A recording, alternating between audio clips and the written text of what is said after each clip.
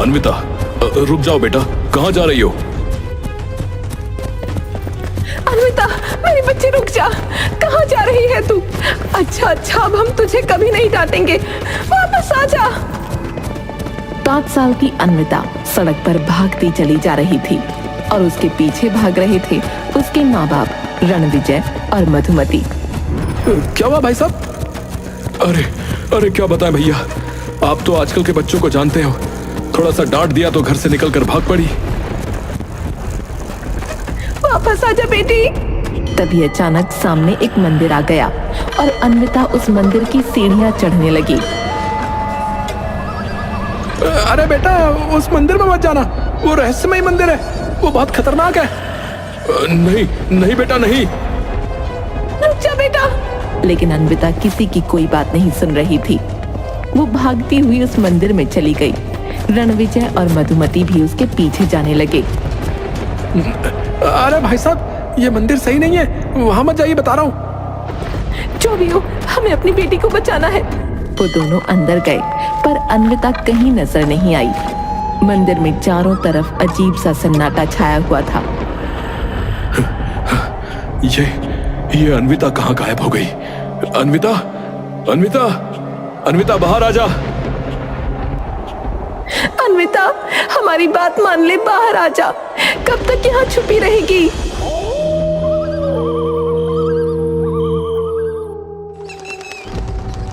पूरी रात निकल गई और सुबह हो गई, पर अन्विता का कोई अता पता नहीं चला।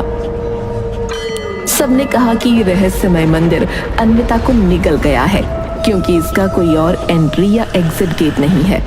शायद ये लोग सही कह रहे हैं, मैंने भी इस मंदिर के बारे में बहुत सुना है। ये मंदिर सचमुच रहस्यमय है।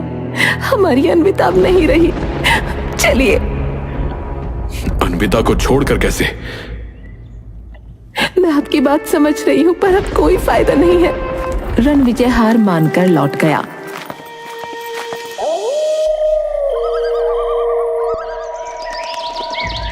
और 20 साल बीत गए। आज रणविजय और मधुमती अपनी छोटी बेटी सिया के साथ एक अच्छा जीवन जी रहे थे, लेकिन अन्विता को लेकर उनके दिल में अभी भी एक बेचैनी थी। उनका घर बहुत बड़ा था। उन्होंने अपने घर के आधे हिस्से में अनाथालय बना लिया था। इसके लिए सब लोग उनकी बहुत तारीफ करते थे।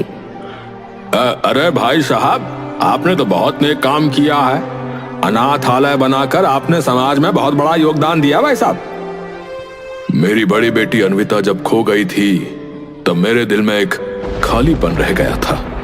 मैंने सोचा, जो मैं अपनी बेटी के लिए नहीं कर पाया, वो मैं इन अनाथ बच्चों के लिए करूंगा। यह अनाथालय उसी की याद में बनवाया है। ये तो बहुत अच्छी बात है भाई साहब। एक दिन रणविजय और मधुमती अपनी कार में कहीं जा रहे थे। मधुमती कुछ बोल रही थी, लेकिन रणविजय का ध्यान कहीं और ही था। रास्ते में अचानक रणविजय ने कार रोक दी। मधुमती चौंक गई और इधर उधर देखने लगी कि रणविजय ने कार क्यों रोकी है। क्या हुआ? तुमने कार क्यों रोकी? देखो, ये वही मंदिर है जहां अन्विता खो गई थी। हाँ, लेकिन तुम इसे भूल क्यों नहीं चाहते? 20 साल गुजर चुके हैं, हमें आगे बढ़ना चाहिए।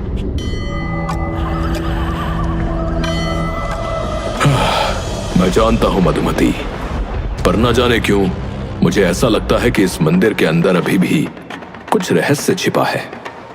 चलो एक बार फिर से अंदर चलते हैं, शायद इस बार हमें कुछ मिले, कोई जवाब। रणविजय, तुम इस बारे में बहुत ज्यादा सोचते हो। हमें इस बात को पीछे छोड़ देना चाहिए।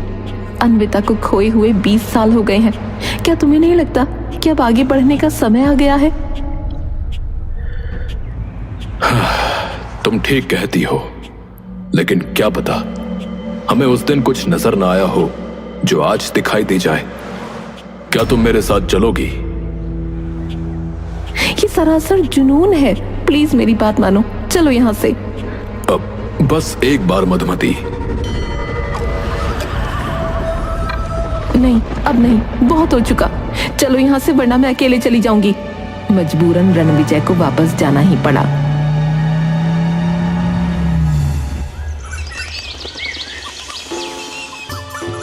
फिर एक दिन सिया की दोस्त रवीना उसके घर आई हुई थी। दोनों बैठकर हंसते मुस्कुराते हुए बातें कर रही थीं। घर का माहौल खुशनुमा था और उनकी मस्ती मजाक से घर गूंज रहा था। सिया, तुम्हारा घर तो बहुत बड़ा है और ये अनाथालय, कितना अच्छा काम किया है तुम्हारे पापा ने। हाँ पापा हमेशा से ही बड़े दिल के रहे हैं। ओहो, अच्छी बात है। दोनों हंसते हुए अपने बचपन के किस्से याद कर रही थीं। तभी रणविजय और मधुमती कमरे में आ गए। सिया एक्साइटेड होकर रवीना को अपने माता पिता से मिलाने के लिए खड़ी हुई। मम्मी पापा, ये रवीना है, मेरी बेस्ट फ्रेंड। नमस्ते आंटी, नमस्ते अंकल। अरे नमस्ते बेटा, सिया से बहुत सुना है तुम्हारे बारे में। तो तुम ही हो जिसकी बातें घर में रोज होती हैं।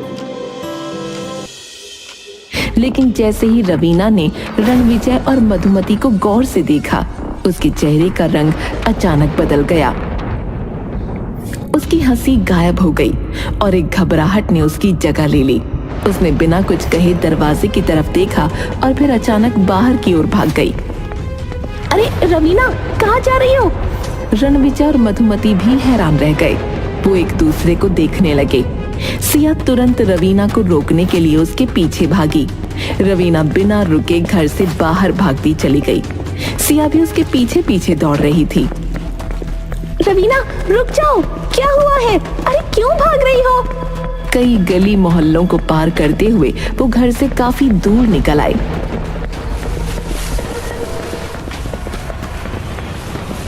सिया ने आखिरकार रवीना को एक सुनसान जगह पर रोक लिया। रवीना, क्या हुआ है? तुम अचानक क्यों भाग गई? रवीना के चेहरे पर डर और घबराहट साफ झलक रही थी। वो कुछ देर तक चुप रही और फिर बोली, सिया, जो मैं कहने वाली हूँ वो तुम किसी से नहीं कहोगी, वादा करो। क्या बात है रवीना, मैं वादा करती हूँ, तुम बताओ तो सही। सिया, मैं रवीना नहीं हूँ, मेरा असली नाम अन्विता है। वही अन्विता जो बचपन में उस रहस्यमय मंदिर में खो गई थी। सिया ये सुनकर चौंक गई। उसकी आंखों में हैरानी और खुशी के आंसू एक साथ झलक आए। क्या तुम अन्विता हो? लेकिन तुम बची कैसे और तुम घर से क्यों भाग रही हो? मैं इस घर को भूल गई थी, इसलिए यहाँ चली आई, मुझसे गलती हो गई। ये कहकर वो वहाँ से भाग गई और सिया उसकी ओर देखती रह गई। उसकी आंखों में सवाल और उलझन थे, लेकिन वो उसे रोक ना पाई। सिया जब घर वापस आई तो रणविजय और मधुमती बेसब्री से उसका इंतजार कर रहे थे। जैसे ही सिया घर में दाखिल हुई, दोनों ने उसे घेर लिया। सिया, रवीना अचानक भाग क्यों गई? क्या हुआ था? बेटा, हमें बताओ क्या बात है। सिया ने एक पल के लिए सोचा, लेकिन फिर उसने चुप रहने का फैसला किया। वो अपने वादे को निभाना चाहती थी। मम्मी पापा, मुझे कुछ नहीं पता, रवीना बस यूं ही भाग गई थी। सिया, झूठ मत बोलो, हम तुम्हारे माता पिता हैं, हमें सच बताओ। बेटा, हम तुम्हें कुछ नहीं कहेंगे, बस हमें बता दो कि क्या हुआ था। लेकिन सिया ने सिर झुका लिया और चुप रही। रणविजय ने उसके कंधे पर हाथ रखा और गुस्से में उसे हिलाया। सिया, अगर तुम हमें सच नहीं बताओगी तो ये तुम्हारे लिए अच्छा नहीं होगा। बताओ क्या हुआ था? पापा, मैंने रवीना से वादा किया था कि मैं किसी को कुछ नहीं बताऊंगी। रणविजय का गुस्सा बढ़ता जा रहा था। उसने सिया को जोर से पकड़ा और उसे झकझोरते हुए डांटने लगा। सिया, अब और नहीं, हमें सब कुछ बताओ, वरना। पापा, रवीना, असल में वो रवीना नहीं है, वो अन्विता है।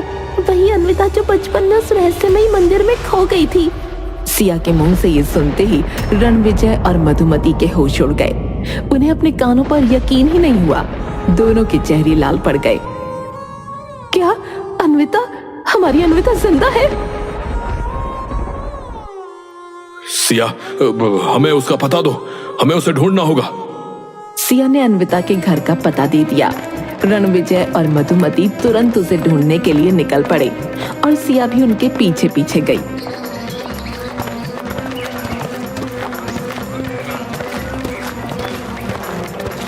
लेकिन जब वो वहां पहुंचे तो दरवाजे पर ताला लगा मिला।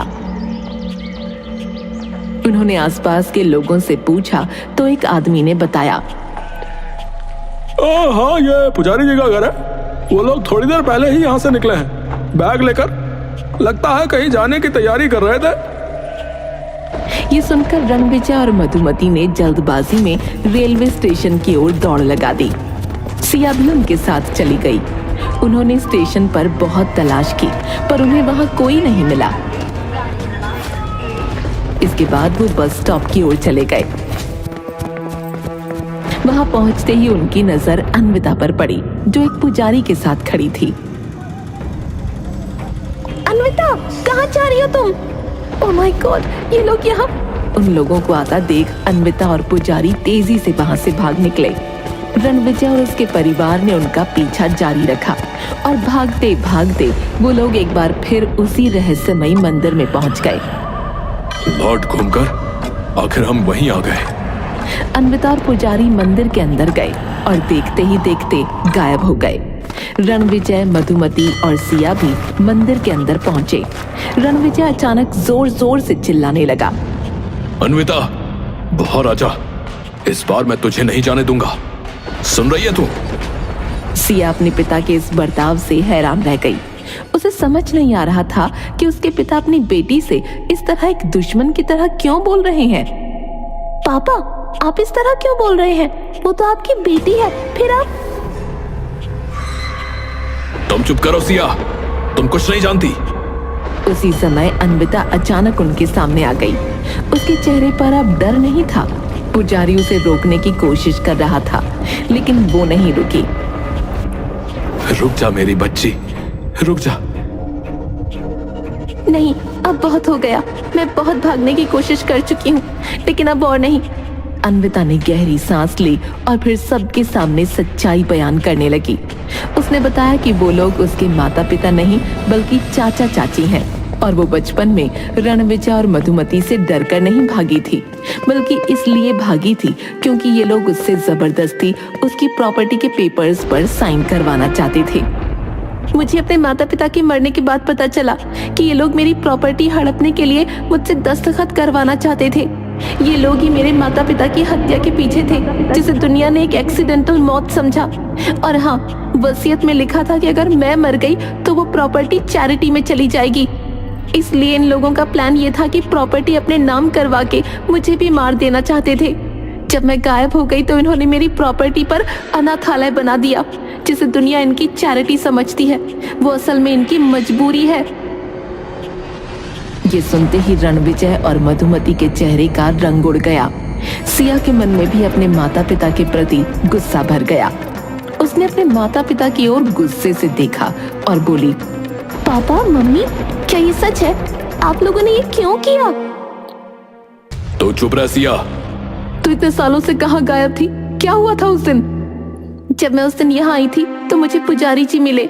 उन्होंने मुझे इस मंदिर के खुफिया तहखाने में छिपा लिया। ये मंदिर अपनी रहस्यमयी कहानियों के लिए मशहूर था, इसलिए लोगों ने मान लिया कि मंदिर मुझे निगल चुका है, लेकिन असल में इस मंदिर में ऐसा कुछ भी नहीं है। भगवान की कृपा थी कि उस दौरान मैं यहाँ पूजा करने आता था। इतना सुनते ही रणविजय का चेहरा तमतमा गया। उसने अपनी बंदूक निकालकर सबको पीछे हटने को कहा।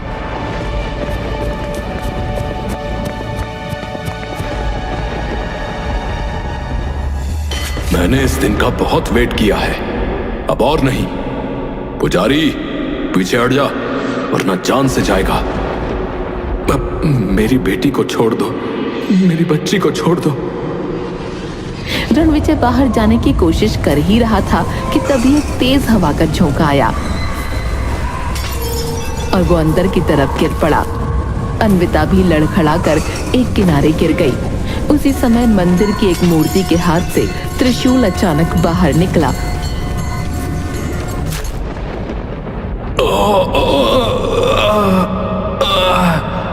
रणविजय! तू ठीक तो है अन्विता? हाँ, मैं ठीक हूँ। जल्दी चलो यहाँ से। अब डरने की और भागने की जरूरत नहीं है। मैंने पुलिस को फोन कर दिया है। पुलिस मौके पर पहुंची और रणविजय और मधुमती को गिरफ्तार कर लिया। मैंने गलत कहा था कि ये मंदिर रहस्यमय नहीं है। ये मंदिर बिल्कुल रहस्यमय है।